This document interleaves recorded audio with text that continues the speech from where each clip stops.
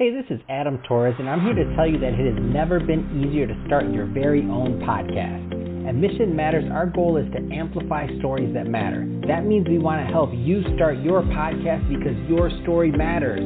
We can do this in 3 different ways. 1, join our podcast school and take a free or paid course. 2, visit our resources page where we've already figured out what you need, such as where to host your podcast. Or 3, heck, we can even do everything for you through our podcast agency, including editing for cheaper than you can do in-house. Oh, and no contracts, service is month to month. Get started by heading over to missionmatters.com and click on Start a Podcast. All right, now let's get into the show. Hey, I'd like to welcome you to another episode of the Mission Matters Business Podcast, your source for all things business. My name is Adam Torres. You can follow me on Instagram at AskAdamTorres to keep up with my book releases, book tour schedule, signings, all that other good stuff. Always connect with you there. And as always, if you'd like to apply to become a co-author of one of my upcoming books, just head on over to the website, missionmatters.com, and click on Become an Author to apply. All right, today I have Jessica Graham on the line, and she's president over at JG Global Advisory. Jessica, welcome to the show. Thanks for having me. All right, Jessica, so I'm excited to get into today's topic. We're going to talk about female anti-poaching units in Africa and some of your work and research that you've been doing. And also, I know you got a lot of projects going on, so we're going to talk about a couple things. But before we get into that, let's talk a little bit more about what you're doing over at JG Global Advisory overall. Tell us a little bit more about the firm, please. Thanks, Adam. Yeah, I seamlessly navigate Washington bureaucracy as a former senior official for the U.S. government and really translating impact into funding opportunities for my clients through applying a rigor of a strategic business development approach. And I work with mostly conservation organizations. And, it's a very crowded, competitive space with few donors internationally. And my work, it takes me international. And so with that regard, really taking that business acumen and applying it to the nonprofit sector, as I've seen over the years, I was a former large U.S. government donor to the issue of conservation projects and environmental security topics across the globe. And so really saw that as a gap. So when I came to launch JG Global Advisory, that was a gap I thought we needed to desperately fill for that community. I also serve as kind of an integrator, if you will, of systems and technology and for projects that can be leveraged in the conservation or environmental security arena for a more holistic approach. Let's talk about some of the projects that you've been working on lately. So I know you just had a webinar. Tell us a little bit more about that. Yeah, so USAID has a consortium through one of their opportunities that has several U.S. non-governmental organizations such as Traffic, WWF, and George Mason University's TRACK program.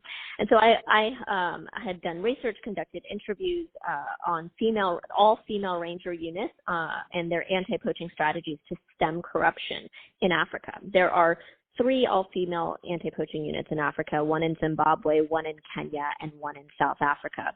And when I had spoken to the leaders of the who had created those several years ago, I kept asking them a question that I was receiving all the time as a former government official, which was, what's the silver bullet for stemming corruption involved in the illegal wildlife trade? Because it's oftentimes a facilitator or an enabler to the crime, corruption. And my response was really surprising because across the board, not just there, but my senior official colleagues in U.S. Fish and Wildlife Service and elsewhere had stated to me, women are incorruptible. There's been 0 incidences of corruption among and within our units. And we're reducing poaching activities. We're seeing increase in wildlife activity and enhanced overall security because women are so great at, they serve as the backbone for information gathering on the ground for intelligence and crime prevention. So that piqued my curiosity to really then look a little bit deeper at the issue and take a more aggressive research and writing approach to it. And so, there was over 200 women involved in this research study of these 0 incidents of corruption. And there's not many. There's 2 other ones in Asia that I don't discuss in detail in this webinar. But really, there is no, the finding or the outcome of that was really there is no perfect blueprint model that will fit everywhere. But looking at what did work and how this has impacted generations who youth look up to these female rangers and really want to be a ranger versus a poacher, which they will be receiving that as an option as they get older and have need for sustainable livelihood. And so going in the right path in the right direction is really an incredible story, and one that has garnered media attention, quite frankly, in particular the Africa units. That really is an amazing story, number one. But number two, I don't want to assume that everybody listening to this kind of knows of the overall just poaching problem in general. Can you touch on that for a bit? We're going to circle back, by the way, to the all-female anti-poaching units, because I think it's an amazing story. But I do want to set the stage a little bit by maybe talking a little bit more about the poaching problem in general. Yeah, so wildlife trafficking is one of the most, if not the fourth largest lucrative crime of transnational organized crime globally. And the U.S. is one of the largest demand markets alongside other countries like China for very different products. We have high demand market in the U.S. for mostly reptiles and exotic birds coming in from Latin America.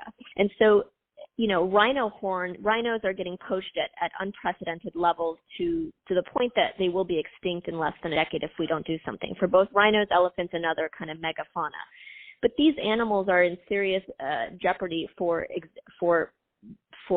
survival, and humans are the number one threat to their existence. And the rhino horn in the black market will go for more than gold or cocaine. And so it's a high risk. It's a low risk for getting caught, and it's a high reward potential.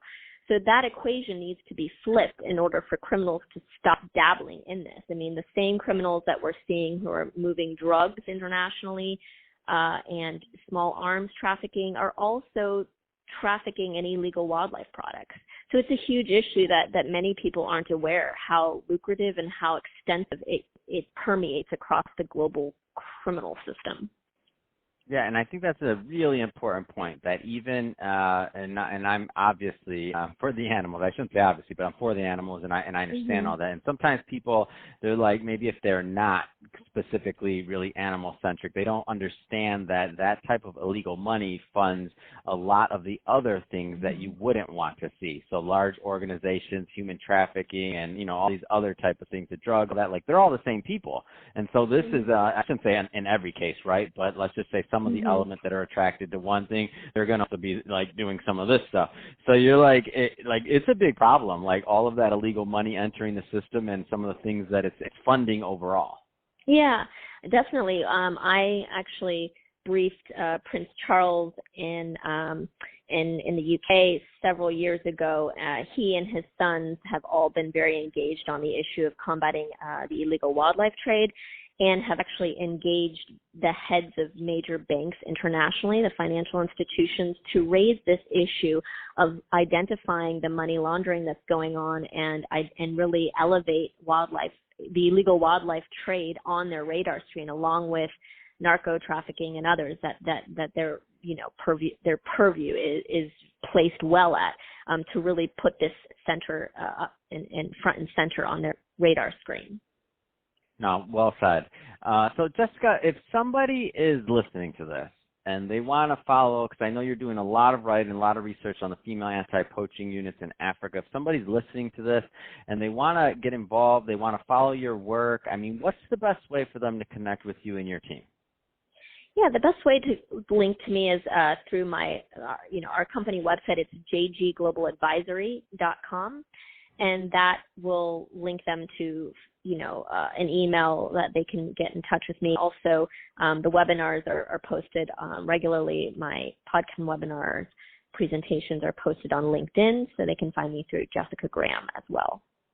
Oh, and don't forget the name of the podcast. So we've got to leave that name of that podcast. I want people to check that out too. So for everybody that's listening to this show for a long time, I love supporting other podcasts. So what's the name of the podcast? I've done several podcasts interviews. So there's the Sustainability Matters is another green podcast I've done, and then the webinar is specific to targeting natural resource corruption. So it's called the TNRC Project, and they have a website as well. Yeah. Fantastic. Well, Jessica, really appreciate you coming on the show today and sharing more about your background and all the great stuff that you're doing over at JG Global Advisory. And to the audience, as always, thank you for tuning in. Hope you got a lot of value out of this. If you did, don't forget to subscribe to the podcast, leave me a review in the Apple iTunes Store. And if you're watching this on our YouTube channel, Mission Matters Business, definitely give us a subscribe there, but also leave us some comments in the video. Love to know what kind of projects and things that you're working on. And Jessica, thanks again for coming on the show. Thanks for having me.